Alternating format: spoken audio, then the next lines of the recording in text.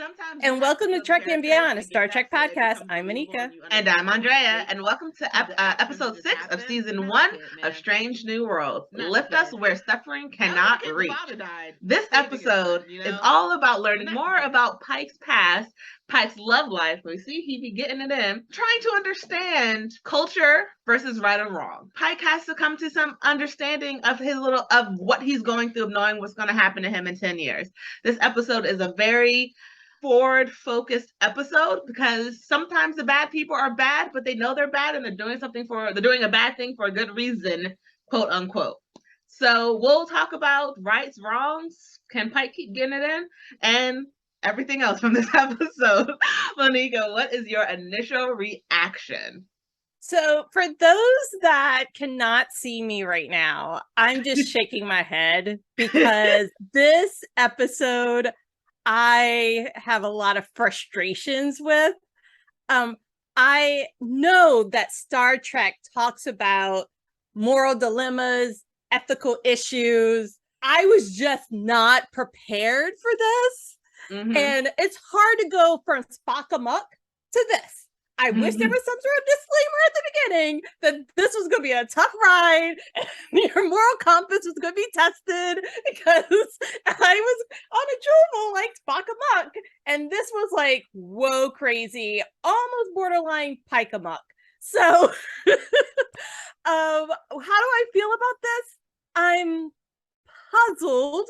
I am trying to come to terms with. I've been thinking a lot about this, and I have mixed emotions because I understand that civilization should be able to do what they want, but I hate the way they treated this child, and I wanted to save him, and I was hoping in the end there was going to be some sort of way, but I know the Federation is separate from this, and it was just really hard for me to see this one child die to save, just for technology advances for this planet. So she just gave us her entire episode recap right there. So for my initial reaction, I'm very much at a crossroads of what I said in the recap. This episode is an episode of culture versus opinion and right and wrong, because you have a group of people who are doing something that on the surface they even know is wrong in some way, shape, or form, but there's no way for them to continue their life without doing this horrible, horrific act. And then you have the people who are essentially the bad guys because they're breaking this group's rules, but they're doing it for a just reason. And so you have that question of, do I disrespect your culture and your beliefs and everything that your whole world is built upon just because I don't agree with your actions? Or do I impose my beliefs onto your society that may also crumble it? And it's just like, nah, this was a sort of morally gray. It doesn't seem like it'd be morally gray, but at the same time, from what both standpoints are, it's like a morally gray standpoint, because even the person going into it knows what's going to happen to him. So no one is, except for everyone outside is like in Federation, all the Starfleet people, but no one is ignorant on the planet. No one's ignorant to know what happens to the person. I don't think the child really knew until he saw the mummy. See, I don't think he fully understood what it meant. Because I think he knew what the ascension was, because he was all fine when he walked there until he saw the kid and he realized, okay, this is actually happening to me. Right. And could he consent to that? Because he's such a young kid. He's like 10. Yeah, so, but he's also like a genius. So it's like like I said, it's a morally gray, moral compass type episode, because no, he can't. He's not legal. For us, he's not legally allowed to. But in their world, he is. And it's just like, I don't like this, but you're not breaking any of your own laws. But I still don't like this. It doesn't just because it's legal doesn't mean it's right, Right. Yeah. Oh. So like, it's like you're not doing anything wrong, but you are doing something wrong. So before we dive into this part, which is basically going to take up probably most of the episode, let's talk about some of the lighthearted parts of this episode, because we get to see a little bit more of Uhura and La'an. Sort of, we see Uhura go a little bit more of hazing with La'an and Captain Pike. She is now with the security chief, her security rotation on the ship. And I feel like we're seeing a side of La'an sort of teasing her and other people teasing her in a sort of like a you should know better type way, but it's not really super serious. It was nice to see her learning all the lessons from La'an and Pike, and everyone's like, oh, remember this lesson, and then Ortega's throwing it in, and even we see Kirk come back. Yes, but I felt like there was a double standard there because Kirk touched the egg a few episodes ago, and Leon, he wasn't like reprimanded by Leon, but when Uhura touched the screen, Leon was like, no, that you violated the first security principle, never do that again. But that and the whole force field changed, and he died for a second there. But like, no, here's the point there. Here's the point. It's because he did that, maybe La'an is acting the way she is. Because he touched it and literally almost died. So now she's telling her, seriously? Like, did you not did you not remember what happened? Don't touch crap, honey. And it's sort of like the whole point of, you just saw another dude almost die a couple episodes ago. Or for them, a couple missions ago. Right. Why are you touching stuff with your hands? Stop touching stuff. People, stop touching stuff. Yeah. That is the rule for Starfleet when you're on an enemy ship. Don't touch anything. I like to see that she was sort of being she was being firm, but also a little bit like funny-ish in her way, because we both know her type of humor is not our type of humor. We saw them with La'an. Yes. But she was being nice to Uhura, and I like to see her softening up in a sense of letting her guard down with her crew members. Right. I also like the fact that she challenged Uhura to solve a linguistics puzzle manually. Uhura stepped up and she didn't take credit, Uhura, to security chief. She didn't take credit for solving this. She actually asked Uhura to present her findings to the captain. So I respected that, and I thought that was also a nice like segment in this roller coaster ride of a story. Yes.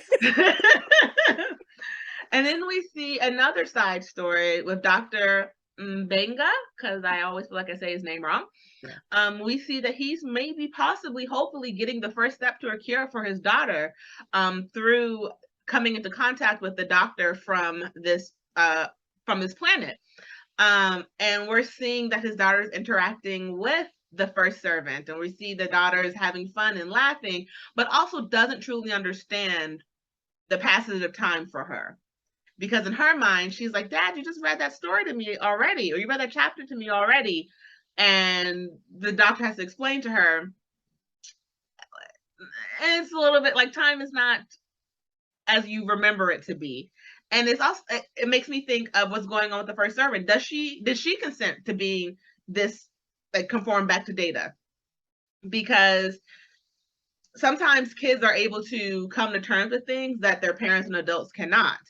And so she may have been able to come to terms with the fact that she was dying, but because her father couldn't, he's now put her in this forever stasis where, one, she can never grow up, can never experience life outside of him, and can never talk to anyone outside of him. And it's giving him what he needs to be able to keep going on, because he can't stand to lose her. But is that any life for his daughter to be in this world where she doesn't really truly understand what's going on? She's like, wait, the transporter can take me back without me knowing? I can come and go? And that made me think, oh, does she not know what her father did to her? And so that goes to the whole part of, does she consent to being kept like this for the sake of her father not being able to lose her? Right. That's a very good point. I haven't thought about. I was just thinking that he was trying to elongate her life by only bringing her out a few moments at a time for his, I don't know, his sake. While he tries to solve the medical mystery, I guess try to keep her in that data state in this like until he can get there. Hopefully the first servant's father can help, because you don't want to join that civilization. Yeah, no, you don't. But it was very nice to see the first servant so curious, so empathetic, to want to find out how he could help the doctor, and then just find out, well, where would I hide her, and then like beam her out, and then they were playing hopscotch. It was so cute. So cute. We definitely needed that little bit of happiness in this episode, because this episode's a heartbreaker. But it was still great to see the first servant get to be a kid for a moment. This episode, before we're gonna take a break in a couple minutes, and then we'll come back and then we'll talk about, for the rest of the episode, just what the heck is going on this planet. But to give you guys an idea, if you if it's been a moment since you've watched this episode, the ship, this Enterprise, comes up on the ship, the shuttle being attacked, and the other ship that's attacking the shuttle isn't responding to any commands. They fire on the Enterprise, so the Enterprise immediately agrees with the shuttle and beams those people on board. And we meet Alora, and Alora is one of Captain or Lieutenant Pike's little love flames. And we get to see number one having a little bit of a fun with him. Like, do you know her, Captain? Or should I say Lieutenant? It was very cute. It was very cute. And then we also meet a gentleman called Elder Gamel, and the first servant, who is the child. And basically, Alora tells them that they're heading to the place where the first servant will be, where he will ascend. Which, in that whole wording, seems awful now. Like, I went back and watched it. I was like, oh, that's very choice words that you said. And it seems that there was a colony on the planet that was basically trying to stop them from getting the first servant. And then when La'an and Spock and Uhura and even Alora went back to the ship, they were able to find a neural dampener that was supposed to go into the first servant, because he was a child genius. And so he apparently it is set up for us to believe, because he's smart, he's going to be their next ruler, almost like. Before we go too far, I just want to say something that I picked up when they first beamed on board, and Pike asked if Elder Gamel was the boy's father, and he said by biological sense. And then we found out that the boy was 10 years old. I was thinking, I wonder if Pike thinks that he's the dad. Like, I was wondering where this was going. I was like, this could be a crazy trope there. It's completely opposite, but that could have gone in a completely different direction. Because it seemed like Alora and Pike had a relationship, and he was curious about the boy's father and how long they were away, and they had been separated for 10 years. So I was like, oh my. Sorry, I digress. No, you're good. You are good. We also learned that the first servant has quantum bioimplants, and basically they are calling the Federation's advanced technology basically just like trash. He's like, do not get next to my son with that butcher's knife. And it's like, this is probably some of the most advanced technology in the world, but to them it's ancient technology. And how they're able to, the first servant is able to heal his cerebral, I think, issue that he had. Yeah. And to where, like, basically like it never happened before. Like, it never happened. It wasn't like they healed it. It's his body's is as if it never was injured, versus just like you healed a broken bone. And so we see that Alora finds out that there is a challenge coin on the enemy ship that was attacking her, and that challenge coin is actually supposed to be held within the highest honor of the guards who are supposed to protect the first servant. And now we're sort of shown into the fact that there's a conspiracy against this little boy, that someone is trying to kill him. And I want to say this episode is about misdirection and looking in the wrong spot and trusting the wrong people, because this entire episode sets you up to believe that this little boy is like, these people are trying to murder this little boy, and that's not what the case was.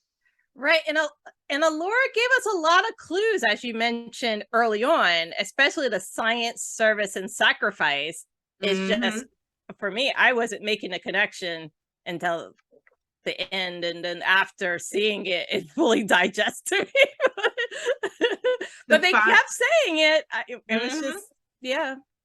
And it's all set up to believe, they set the father up to make us believe that he's a part of the conspiracy. And then it's set up so that Allura is this innocent angel that Pike believes. It's set up to basically make the good people seem like the bad people, all until the crescendo happened that we were fed in this episode, because everything was a red herring. And like basically into the very end scene, everything that was sort of given to us was a red herring. And I do like that type of storytelling. And I will say they did it pretty well, except I knew the father wasn't the bad guy. They made it sort of set up like the father didn't like his son, that he didn't love him, that he was barely tolerating him, that he was distant, that he did something, like he was conspiring with the people trying to kidnap or kill or whatever to his kid, and like he was a part of it. And we find out that he was doing all of this to save his child's life. And we see that when Pike is searching for the kid so he can take him to the Ascension, and Allura is saying, we need the kid, we need this, because our if we don't have him, we're gonna fall out of the sky. And for him, he's believing this is like their religious belief, this is their fundamental belief. He doesn't actually think they're gonna fall out of the sky, but he understands that this is what they believe, and we need to honor it's all about Starfleet honoring, other cultures. He's allowed the chance to be down there during the Ascension. And we see that the father is upset to find out that, they found his son. And number one is telling him that his son is there at the Ascension, and the father is heartbroken. And this is like the first time we see actual true emotion from him, when he learns that his plan failed. Also, when we find out that the people who were attacking them were a sect that sort of escaped and left the planet because they didn't believe in the views, and they were calling them something akin to like terrorists, who didn't like and believe in their culture and were trying to destroy it. But we understand they weren't actually trying to destroy it; they were trying to save people. And it comes down to Pike is given this great honor of seeing this Ascension, and he's very like, oh my gosh. Yes, I would love to see this, because up until this point, Allura has given him the belief that, hey, in 10 years, if something happens, we have the technology to heal things that Starfleet can't. And in his mind, this is an option for him. It's an option, even though he may not take it, but it's still in the back of his mind. Okay, all of that could happen to me, but then Allura could come and I can join their community and be healed. Right, because he shared with her his deepest, darkest secret, and that's the fact that he knows how he will pass. And that was after their intimate moment together that he shared. He did that. That's why she basically said she could help him with like immigration, with moving there, because typically they don't allow outsiders in.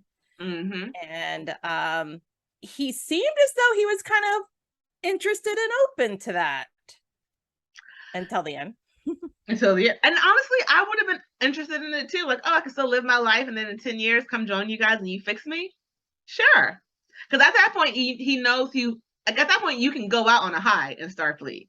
You saved everyone from the core. Like you've done what you like at this. Like if he got to that point, survived, and then Allura came and got him and healed him, he's gone past his life expectancy in his mind. So anything else is extra and golden. So you've completed your duty to Starfleet. Because I don't know if I would go back after experiencing all of that. I don't know if I could go back, Right. And then you get the second chance at life. Like anyone would be tempted to take that. Like, okay, yes, if this happens to me, I want to join you guys. If you can fix me, I'll join you guys after the fact. Like that's a great sales pitch, first of all, to like other people. Like you're sick, come and join us. Like sign your life over, and then we'll heal you, and you'll just be a member of our society. Right. And we could tell that he was smitten for her. So, it's nice that he could retire with someone he may love, right? and they could live happily ever 10 years, after. He still feels it. Yes. And there was Vina, we remember from Discovery that he, and the original series, that he was smitten for, and he couldn't live out his life with her. So I think it was kind of two-day. I think it was part of his heart, and then also knowing his future and potentially thinking it can cure it there. It is. It's like, again, another moral dilemma that they're keep giving us in this episode. But this is part of the problem of thinking that grass is greener at the neighbors, right? Across the street. Or because it's not always the way it seems. In this case, I think he would have a moral dilemma with the fact that this occurs every year. This happens every year? Every year, annual. I missed that. Yes. Oh, I missed that. I didn't. Oh my gosh. Yes, this is the burn Su'Kal every year. How did I miss it? Maybe I blocked that out. Yeah. Oh my god. This is their annual ceremony. This is their annual thing, ritual. So, for the people who maybe it's been a moment, or you haven't watched the episode, or you're watching it while after you listen to this episode, I don't know, because if you may like spoilers just like I do. So Pike is there in this room, and we see that he's like, we can start seeing the wheels move in his head. Like, wait, this seems a little weird. Like, I'm still honored to be here, but what's going on? And then we see Allura go over and talk to the first servant and asking him, do you, almost like, because he's been indoctrinated at this point. Yeah. They're saying, he's saying his indoctrination over, and she's like, do you give your life willingly? And he says, and oh my gosh, when he sees the other child being drawn out.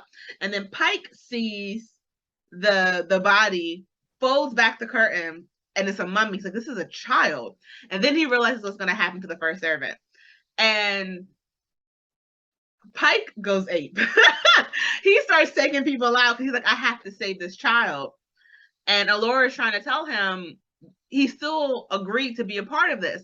And that comes into the whole moral issue of, but did he truly understand what he was agreeing to? Or did you let him believe this was such a great honor and sort of brainwashed him into believing he was doing a good thing for the people? And then it also goes with the father who admits that he was wrong, like his entire life, because he always believed the people who left were trying to destroy his culture until they tried to help him save his son. And he realized, I can't be a part of my culture anymore because this is wrong. I want to join the group, the radical group that left, and maybe save the next child. And then we hear from Allura the explanation of why they do this. They don't know why they do this. And that's the part that I think is the biggest slap in the face and the biggest moral dilemma as well, because they don't understand why the people who created their society uses children. They don't know why it always has to be a genius child, but it is. And they've said they've tried to find other solutions and nothing else works. And so it makes me think and wonder, why do you continue to support something that, one, you don't understand why you're doing it? You know, you live with the horrible sacrifice of what the child is going through. You know, the child is suffering as they are going through this, and there's no way to stop it. There's no way to unplug them once the child is plugged in. This was a very heavy ending. This was not like a normal Strange New World ending where it always ends on a light note, a high note, because they were able to stop the horrible thing from happening. This kid died. And Pike knows that he helped bring this kid to his death. Regardless of the fact of his intention, we know that's going to weigh on Pike. And you know that's going to weigh on everyone on Starfleet who fought to get that kid there. That they helped kill a kid. Right. And that's why I think at the end of the episode, you could see Pike looking out of like a window, out towards like a moon. It's because he's thinking about how strange this is, how strange that world is. And the moral dilemma and how challenging this is. I mean, because he was torn, because yes, they're not part of the Federation. But what if the father claimed like that he was like a refugee or like, I don't know. I was just hoping for like political asylum. I was hoping for something else. Why wouldn't the father just tell them? Asylum. Why wouldn't the father just tell them, hey, they're going to kill my kid? Right. Like, the moment you beam back in without your son, be like, look, as far as they know who the kid is. Take me out of here. I'm claiming asylum. Like you said, he should claim refugee status, and told them they're trying to kill my kid. Yes. Why not explain everything to them in the very beginning? Or when you know your plan was falling apart, why not still explain everything to them? Right, because they were like in a private area in the sick bay. Yeah, they could have totally and Spock met with them. The doctor met with them. Right. There's plenty of opportunity to pass a secret message to save this child. They all failed that little boy. Well, I'll say it's not really Starfleet Enterprise's fault about what happened, but the father and all the other people who were trying to save him failed him for the pure chance. You had Starfleet there. Starfleet does not stand for this. And if the father had claimed political asylum in some way, shape, or form for him and his child, Enterprise would be like, hey, Starfleet, some issues going on. We need assistance while we take this kid out, or we take him away, take him to safety. And then again, if you're on this super utopia of smart people and no one can come up with a different way of just creating a whole new society that doesn't use the sacrifice of children, and that goes into the whole thing of culture versus the world, because outside looking in, everyone does when they deem another culture like, oh, I don't agree with that. And then people who are on the inside go, oh, I don't really agree with it either, but it's our culture. Well, why not stand up and make a change and say, hey, let's not do this anymore. Let's start a new tradition. Let's start a new way of doing things. Why not start over? Because you guys are apparently geniuses. Why not start over without sacrificing children? Just because you couldn't find a way not to sacrifice them and keep your city floating, create a new city that doesn't require the death of children to float. It's because for them, it's the technology is more important the human life than that one life. They're sacrificing one for the many. But they're like sacrificing one every year now. Like, yes. I'm thinking they're doing this one every like 5 or 10, 15 years. I guess I really didn't miss the whole, it happened once, it was their annual thing. To kill a kid, that makes it even worse. Right. Yes. So we have technology now that unfortunately kids die. People die from that technology, but it's not on purpose. Like, it's not a ritual. It's not on purpose. So to me, this is different because it's premeditated. Like, it's different than thinking about, like gun, like there's different technology and, people die in planes or cars, but this is just so different that like they're willing to go to the ultimate because they want to be able to have this utopia. They want to float. What about a little compromise? What about living on the planet? And like, just why do you need to float? Lower your expectations a little bit. Or build a scaffolding. This episode was all about red herrings. It should have been called Red Herring for like because everything they made us believe everything was this utopia was going to save this kid and this kid was going to be the ruler or whatever, all to be in the last like 5-10 minutes. Actually, all of the bad guys, that guard who was murking all of his friends, the people literally throwing out grappling hooks and like destroying the shuttle, the father who was cold and distant, but he was cold and distant because he was heartbroken about the fact that he was about to lose his son. Yes. All of that was a red herring to us, to make us believe they were all the bad guys. And really, they were the good guys, and we were rooting against them this entire episode. I felt so awful at the end, the fact that I was like rooting for the good guys to lose, essentially. Right. And Dr. Mabanga was thinking like, oh, this utopia, they have potentially a cure for what's ailing my daughter, but really you don't want to be associated with that. I think there's ethical dilemmas for him there in medicine. Mm-hmm. So it lured us in to also have like to feel for the doctor, I think in this case, to appreciate the society, the culture there. But really we shouldn't. Yeah.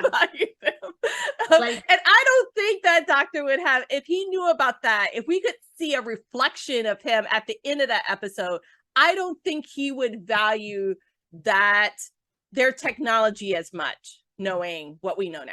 And I want to say, I like that the elder didn't just give him the technology. He said, I can give you the basis for what it is.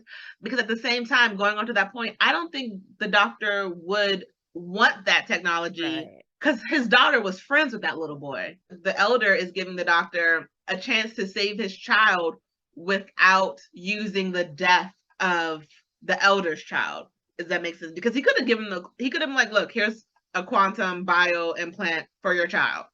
But knowing that was built off the backs of killing kids and knowing that they suffer as they die. Again, red herring, moral dilemmas, all throughout this episode. Because I'm almost about to change my mind. I'm like, well, no, just save the daughter. But I was like, no, but you don't want to save the daughter after the back of the child. So we'll find another way. We'll find another way. And this is also both fathers who are doing something that people would consider wrong for the right reasons. We have the elder defying his people, trying to save his child. And then we have the doctor who is keeping his daughter, willingly or not, as data to save her. Both fathers are technically doing that. It's like they see each other in their actions, you know? Like both fathers are sort of doing something considered wrong for the right reasons, but does it make what they're doing right in the eyes of the people they associate with, you know? Because in our eyes, I think the elder is a little bit more right than Dr. Mbenga, because at the same time, we don't know if the daughter knows, like really truly understands. And then like, how can she consent to being data? Just like how can that little boy consent to dying? I definitely saw it as this little boy is going to be crowned the king. And then he was like, hey, give this to the doctor. I decree that the doctor can have this technology to save his daughter. That's how I initially thought this episode was going to end. I'm not going to lie. After I saw him playing hopscotch, I really thought that little boy, I was like, oh, he's going to save that little girl because he's going to want her to live. Because we have the technology, and now that I'm the ruler, I can make the rules. I really thought that's how this was going to end. Did not see the ending. Red herring. This episode should have been called Red Herring, people. I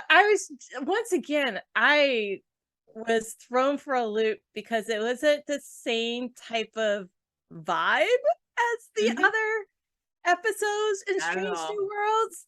This is a deep, deep, deep episode. There's a lot of twists and turns, a lot of ways you could pick apart this. Once again, I just wasn't prepared for this level of serious and controversy and ethical dilemma, especially after Spock 'em Up. Neither was I. I thought this was going to end on a happy note, like everything wrapped up like a bow, pretty and pink. But nope, this was, oh, we just all rooted for a kid to die, and we didn't realize we were rooting for a kid to die. Like, I felt a little bad about it. Like, literally, that's how I felt. Because I was like, oh, no, yes, he's ascending. Yes. Oh, no. I was rooting for his ascension. I was like, he's about to be crowned king. Yes.